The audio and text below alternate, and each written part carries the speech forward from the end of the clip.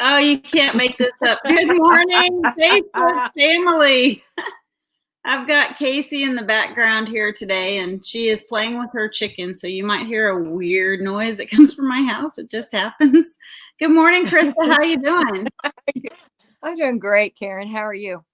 I'm doing great. We're almost recovered, y'all. We had been in Pearl, Mississippi this past weekend, and it was a great trip. We interacted with over 120 women, which was so much fun. And now I see our room is filling up. I've been watching the Hodge twins every now and then, and they'll be like, "We'll wait for the room to fill up." Is that what the lingo is? We should be doing that. Anyhow, we had a great show, but we did a little something exciting too. Krista, what was that we did? Well, when in southern Mississippi or in the Mississippi Delta and an opportunity presents itself, you must go alligator hunting. Must. And so we all stayed up all night long on Saturday night. Because we think we're 18 years old and we're not. We're not. And so we went alligator hunting, and we'll tell more about that another time, because today we want to talk about archery and archery hunting specifically. So I am really excited. Good morning, Trisha and Peggy. Hey, Peggy, we love the pictures of your hat. Thank you very much for sharing those. So, I started out bow hunting. I'm backwards. So I was an archer before I was a marksman. And so I started out archery hunting. The very first thing I archery hunted was feral pigs. And a guy at the archery range was taking his son on his first hunt. And I was like a little kid, like, please take me. And so they took me hunting with them. So Dave, Rose, and I, we both celebrated our first hunts together. So it was a lot of fun. And I learned a lot. And Chris, I'll let you ask some questions.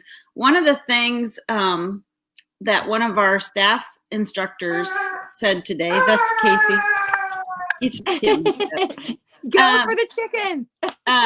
Was that she was talking about asking things on social media about hunting, and her post was really that what happens is a lot of times you get a million opinions, and the best way to learn to hunt is just go and do it. And I'm a self-taught hunter, and I've learned what not to do a lot more than I've learned what to do, I think.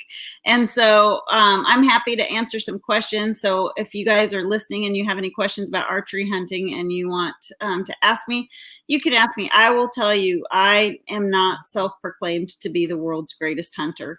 I love hunting, and I think all women should go out in the field and experience it. But there's still a million things that I don't know what not to do and what to do. But I'll do the best I can, and we've got some great hunters. If there's a question I don't know, we'll get you the answer. So what do you think, Krista? I think that, first off, I thought it was an odd statement that you just made, that you backwards hunted. You went, I guess, archery first and then marksman second. But is that really backwards? I mean, I don't know. So y'all all know I am very new to hunting.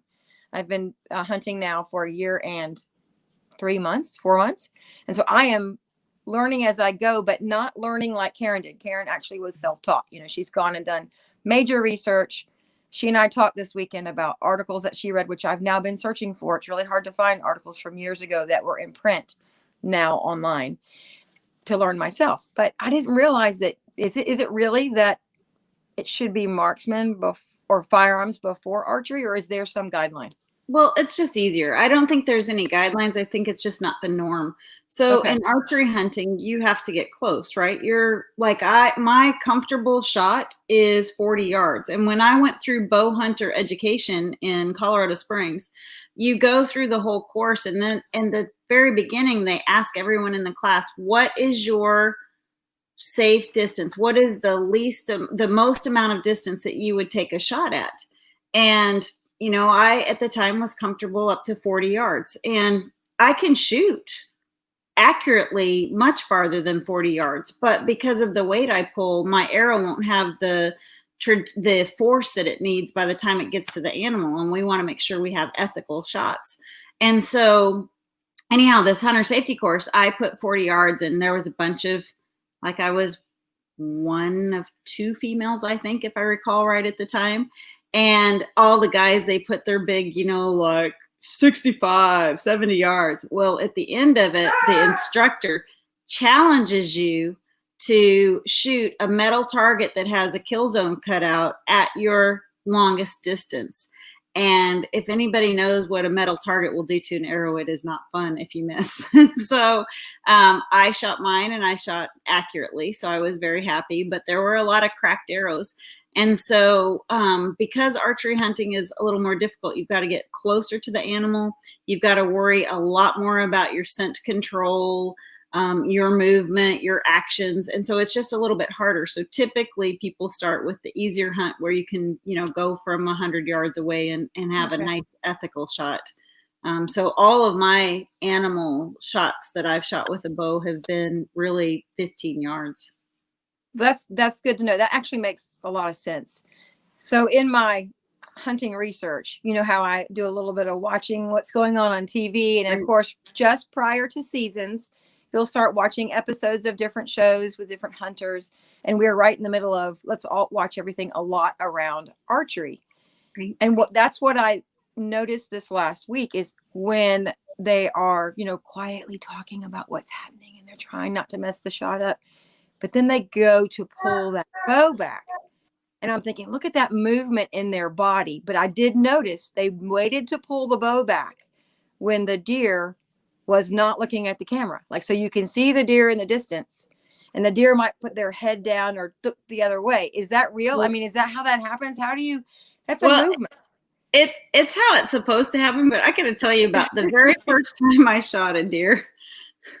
This is a funny story, but anyway, I'm in Colorado, and all of a sudden I'm driving. One of our hunting buddies had shot an elk, and so my job was to drive the truck down to where we could pick up the elk easier than hauling it all the way back to camp. And so I'm driving the truck, and all of a sudden I heard a deer run in front of me, and I'm like, oh, deer! So I know that even though it was a logging road, you're not allowed to hunt off of the road. And so I jumped out of the truck and I got far enough away and I came face to face with the deer. She was about 25 yards from me. And she's standing there staring at me. And I'm standing there staring at her, just frozen. And I'm like, I'm brand new to hunting. I've never harvested a deer. I don't know what I'm doing. And I'm just looking at her and she's looking at me. And we're like locked there for what felt like forever. And then finally, I just was like, I think you're stupid. And I drew back the bow and the deer, this isn't really funny because I did eat all of the meat that we took, but I watched the deer and she watched me and she's like, I'm like, that was it. So, it was not how it's supposed to work. And that happens sometimes. Right. I've been in my tree stand where we've had deer that were not, they weren't ready to be harvested. They were too young. So we really practice conservation and make sure that we're looking at taking care of the herd. And so when I get those deer milling around, I'll start to kind of move around in my tree stand and see what movement I can get by with, what I can do. And what I've found is I can get by with a lot of movement that's slow, but if I tink the tree stand and it makes a ting sound instead of like a metallic or metal on metal or unnatural sound, that will blow those deer out of there pretty fast. I did learn that. So what other questions do you have? So you just made another comment that I want to say something about. Conservation and really watching the herd or whatever you're hunting for. That's the other thing I've been listening to and watching and reading over this last few weeks and months is long-term avid hunters, right? They've been watching their land, watching their cameras and watching these animals grow from birth to now. And they see things that might be healthy or unhealthy, or they're waiting for them to be a certain size or whatever their purpose and requirement is. That was very eye-opening to me, that with focused hunting, right? People that are hunting for the right reasons.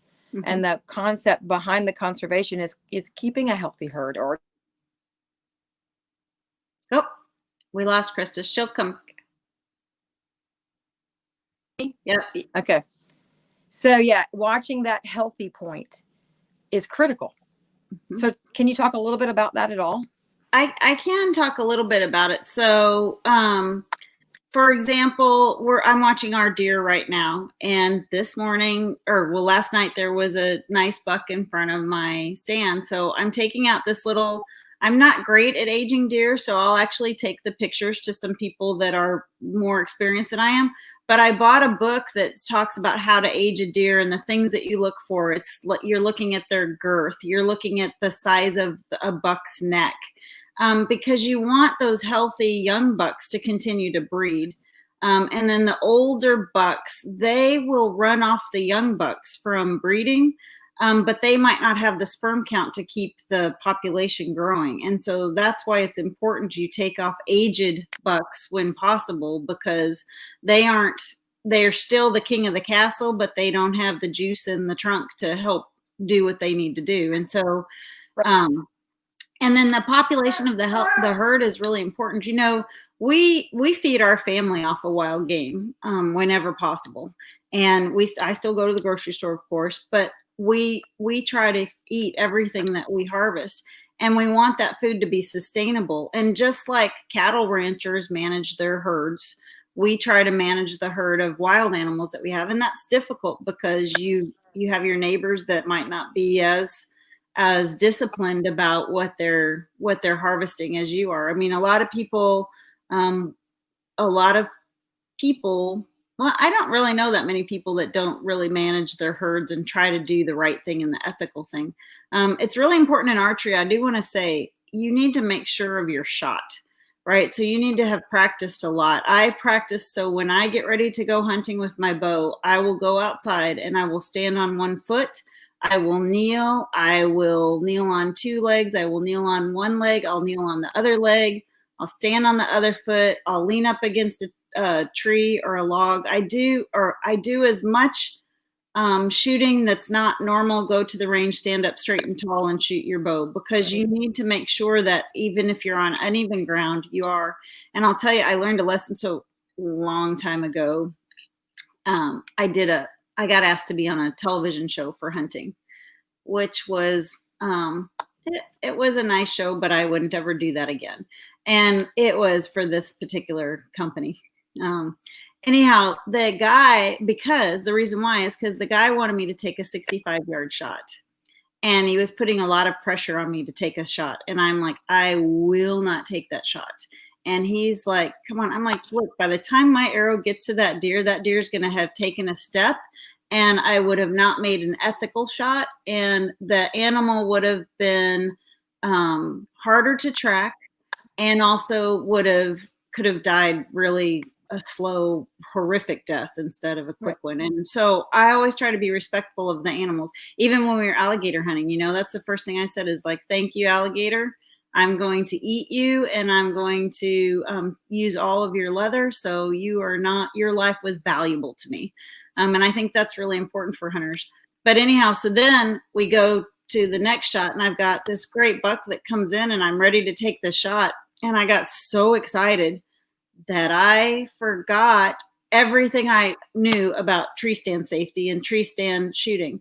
And so when you shoot from a tree stand, you really need to draw your bow back like you were shooting out into the air, and then lean at your waist down to the animal that you're shooting. And when you watch the replay, I'm like, oh, I know what I did wrong, because I missed. And I mean, it was right there, and I shot under the animal. And it's because I drew back, bent over, and so it changed the whole trajectory of my shot. So in tree stand hunting, you got to remember that you got to draw back straight and then bend at your waist towards your target.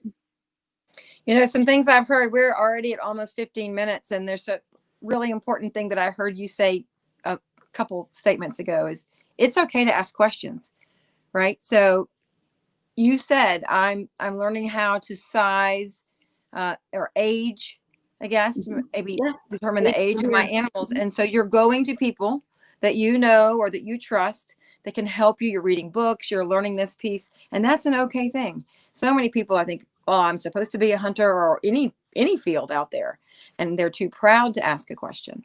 And it's okay to ask, right? Because that's the only way you're going to be successful in the end, is to gather as much information as possible and not just assume. Yeah. Right. I will tell you. So, and you can reach out on social media to some of the experienced hunters too. You know, Brenda Valentine has become a friend of mine, but I still am always like Brenda Valentine. For you guys that don't know her, she was the first lady of hunting. She really is opened a lot of doors for female hunters in the United States. She's an awesome woman. And we entered a turkey hunting competition, and sorry, Casey. And I did not know how to scout turkeys. I had always been fortunate to go on turkey hunts where we knew the turkeys would be. So I called her and I said, "Hey, how do you scout turkeys?" And we're friends. So she invited me to her house, and she spent an afternoon teaching me how to scout for turkeys. Now I'm a little bit ridiculous because every time I go out to our property, I'm looking for signs of turkey. Like, there's turkey sign. But people will help you, and it's okay. I think the best hunters I know are the ones that don't proclaim to know everything, because you just don't know what's in an animal's head. And the important thing to remember about hunting mostly is the experience.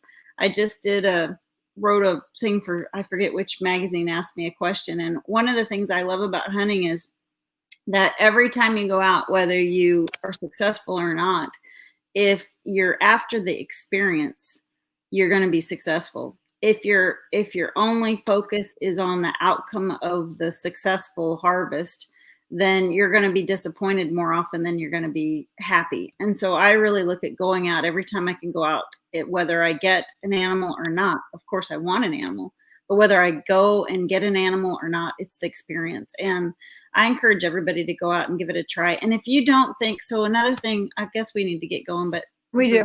Topic. I got one more thing. So a lot of women I meet say they want to go hunting, but they don't think that they could actually take the shot that would end an animal's life. And I tell them that's okay. So go out, tell whoever's going hunting with you, if you go with a friend, that you're not sure. And then there's an expectation set up ahead that says, hey, I may or may not. And then when the animal comes in, if you don't want to take the shot, don't take it. Who cares? You've had the experience. And I think that's really important for people. You just go out, enjoy the great outdoors, try it. You can go out there and set yourself all the way up for success. And then you make the decision, oh, this isn't for me. I don't want to do it. That's okay. Nobody cares. It's all right. And I think that's real important for women to do. Great advice. You know, that experience piece, quickly to reflect on our alligator hunting this weekend. We were in a very dark Mississippi Delta on a perfectly temperatured night with clear skies and a group of people. And when you looked up, what you saw was the stars and the trees and the reflection of everything around us. And that is a part of the experience, is putting ourselves out into the outdoors and remembering that piece. So thanks. Yeah. You're welcome. So everyone, if you want to go hunting, look in you want to go to your Department of Wildlife. They're called different things in different states. And so just search hunting in whatever state you're in, and you'll go to the page. There's a lot of states that have mentor programs. So you can go hunting with an experienced hunter without having to go through the hunter safety course. Now, I do encourage everyone to go through hunter safety course. I just, maybe 4 years ago, I redid mine, and I did it online because I was telling everybody you can go online now and do hunter safety.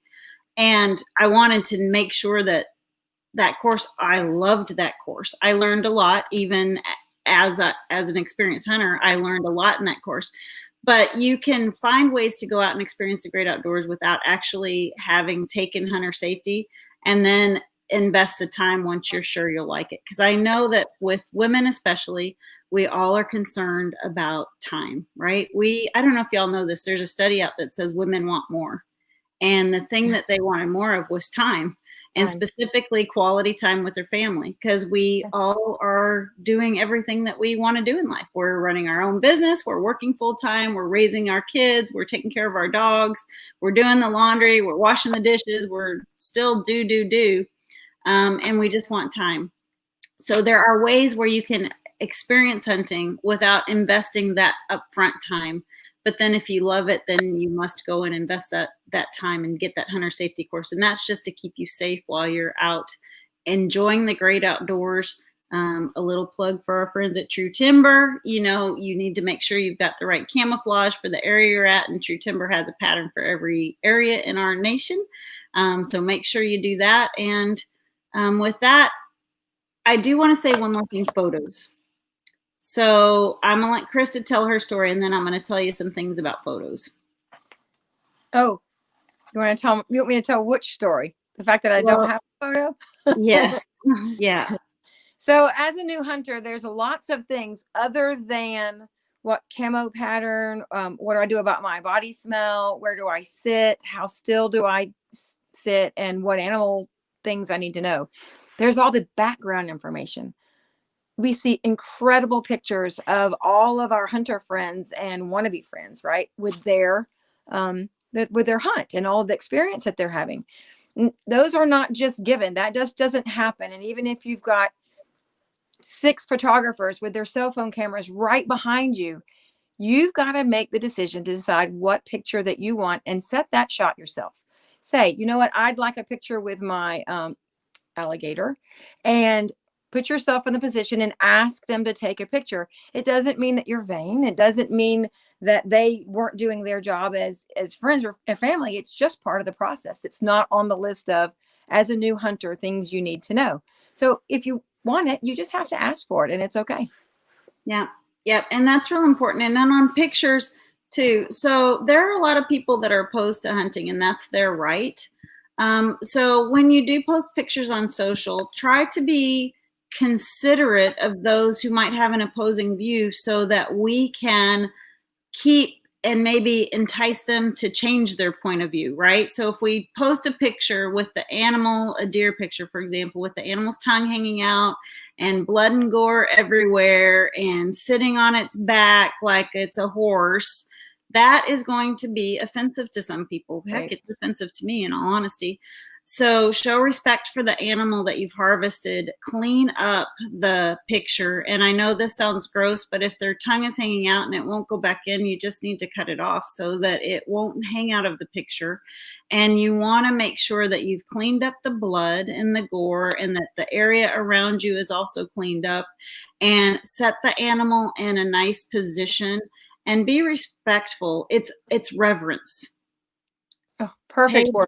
Pay reverence to that animal, because that animal gave its life so that you can feed your family and have that great experience of the hunt. And if we remember those things, we can really show a lot of people that may think they're opposed to hunting the positive side of hunting, in terms of the sustainable organic meat that it provides for our families. And so we need all of you guys to take heed and do pictures. I think we have an article on our website about photos, so you can Google that and look at that photos. I'll find it and put it on the link here. But I guess that would be the last thing I say is, please, let's make sure, if you want to hunt, that you pay respect to the animal and you have a reverence. Absolutely. And today being the first day of fall, and it's that time when people who've been talking or thinking, I'm going to get outside, let's do it. Let's get outside. Yeah. Oh, and I promise, if we have to postpone one of our trips because of COVID, it has nothing to do with hunting season. We do. We have 5 shows left. Do I have that right? 5? Right. 5 left. 5 left. And we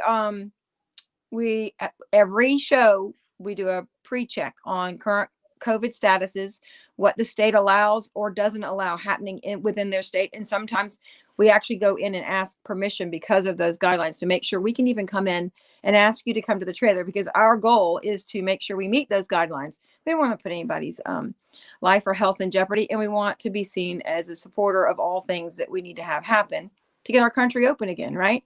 So 5 shows left this weekend. Charleston, West Virginia. It's in a couple days, actually. I think like 2 or 3 days we'll be heading out. Yeah. So we hope to see you there. Last week on our live, because we're already at 25 minutes, we had Kevin Lovegreen with his series of children's books and Lucky Luke. his son and how he has learned and experienced hunting on all spectrums and fishing as well. And so he has offered for the winner to receive a set of his books about Lucky Luke. And I think there's 10, 11, or 12 books in that set. Our winner from last week is Lynn Kibbons, Kibbons. Oh, hi, Casey. And get your mailing address. And for comments, likes, and shares, oh, there's BK behind your head. For comments, likes, and shares for this week's live, we've got some Shoot Like a Girl swag that will come out to you. So make sure you comment, like, and share. I have seen a couple chats, messages. Great, ladies. Thank you so much for sharing the knowledge that you have, especially when it comes to hunting, right? Places to go to look for information, finding mentors, and y'all have a great week. Karen, anything to finish up? No, you guys have a great week. We hope to see you in West Virginia. And Krista, have a great day. And I'm sorry for your picture, and I will make it up to you by getting you a deer and a turkey this year. That's going to be my goal. All righty. Sounds great. Really, it's okay. It's a learning lesson, right? You learn things as you go. So yeah. Okay. You guys have a great day. Bye. Bye.